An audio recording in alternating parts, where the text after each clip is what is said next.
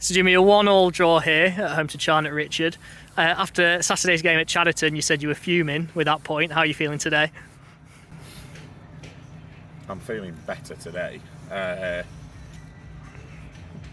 two tough fixtures. They are two good teams. Chadderton are a good side in their own right, and I told our boys, I said to them, and I don't need to tell them because they're all studious, they all follow the league. These league position doesn't sort of do the squad that they've got justice because they've got a lot of games in hand. They're a good side.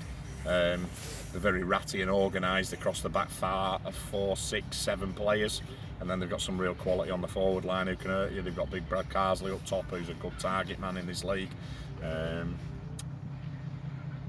Nicaeus Ridings came off the bench and Santos on the other side, and Steppens in the number 10. He's a real player, really good footballer. So look, we always want to win our games at home.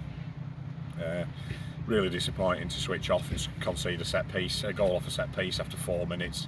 And then we plugged away today, didn't we? And we did play some good football at times. We didn't get to dominate the game as much as we would like to, but then in fairness, you're not going to do that against the good sides all the time. And for me today, it was all about making sure, particularly after we went in 1-0 down at half time, we spoke about what we wanted to do better in the second half. And I said to the lads, I said, we're at home, we're going to have to go and ask questions, get a little bit braver, get a bit higher up the pitch. And at times it did leave a couple of gaps at the back, and with a couple of last-ditch clearances, keepers made a couple of good saves. But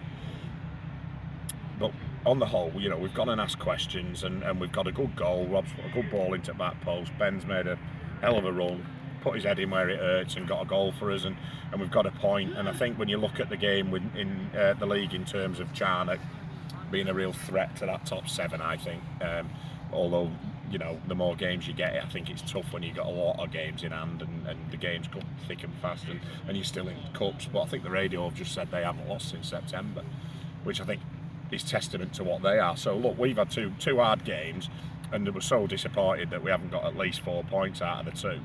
But today I thought we showed a lot of battling qualities, a lot of spirit. Second half, we had a go, we've had a couple of chances as they have, but Gregory's got in behind and slipped just as he's about to shoot, and keeper saved it 1v1. And we showed a lot of endeavour second half, and we never stopped. And I thought, to get a point, although it's disappointing because we've dropped 2 points against the opposition we're up against, it stops them clawing 2 or 3 points back on us. And then we just take the positives out of the last 2 games. Although we're disappointed, we've not been beat. We're unbeaten in 2 tough games. Now leads us into Friday, a real tough game against a team at the opposite end of the table who are scrapping for their lives but improving weekly. So we'll have to be at our best for that one as well. And only the one sub today in the last 10 minutes when you threw Sean Saylor on. What was the thinking with that? Were you just confident that the players on the pitch could turn it around? Or? Sometimes it's a tough one. Sometimes you roll the dice and it'll work. Sometimes you roll the dice and it'll backfire. When the game's so tight on a knife edge at 1-1, we were going to make a sub and then we scored, so we didn't make the sub. And then it's tough because the margins in football are so fine, and that game was in the balance. And although some lads have been on the pitch and they're starting to tire a little bit, they're in the game, they're focused on what they're doing, they know who the men are.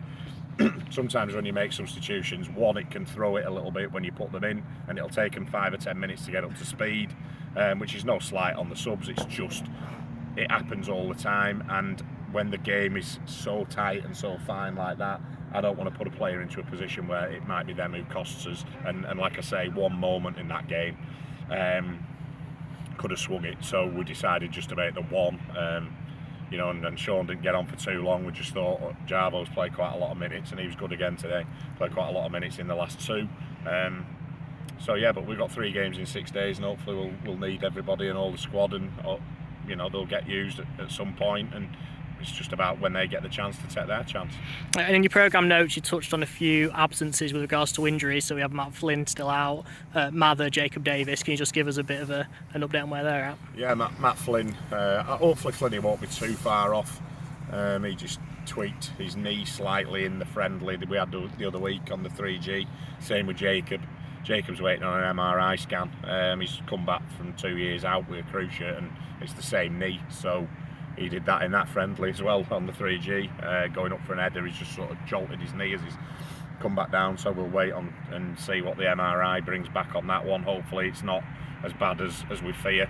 And Mather has got a knee injury as well. They're all knee injuries. So Chris was picked a knee injury up just after Christmas last year for Northwich, which he was out for about 3 months. He just got back to fitness in pre-season. Obviously came in and did well, and he's just felt it.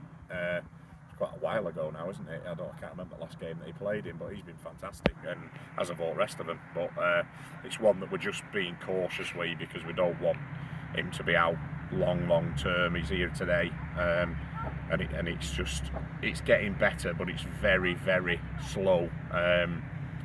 So I won't want to say he'll be back in a week or two. He might be, but then again, we don't know for certain at the moment. So it's just a waiting game, and he knows his body better than me. And the last thing I want to do is force a lad like that into, taking a risk to play, and then him ending up having a really bad injury and being out for months on end. So yeah, frustrating, but it's part and parcel of football, isn't it? And hopefully we can get them all back as soon as possible, and they'll bolster the squad going forward as well.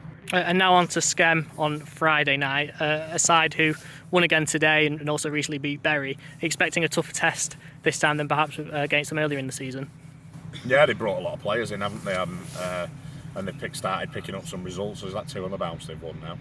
I think it'll be a tough game. It's a tough game, but we like playing down there on that 3G at Burscough. So it'll be one we'll have to just dust ourselves down for and go again. But there's no easy games in this division. All the teams down there are fighting for their lives. There's nobody who's cut adrift who you think, they're 6 points easy.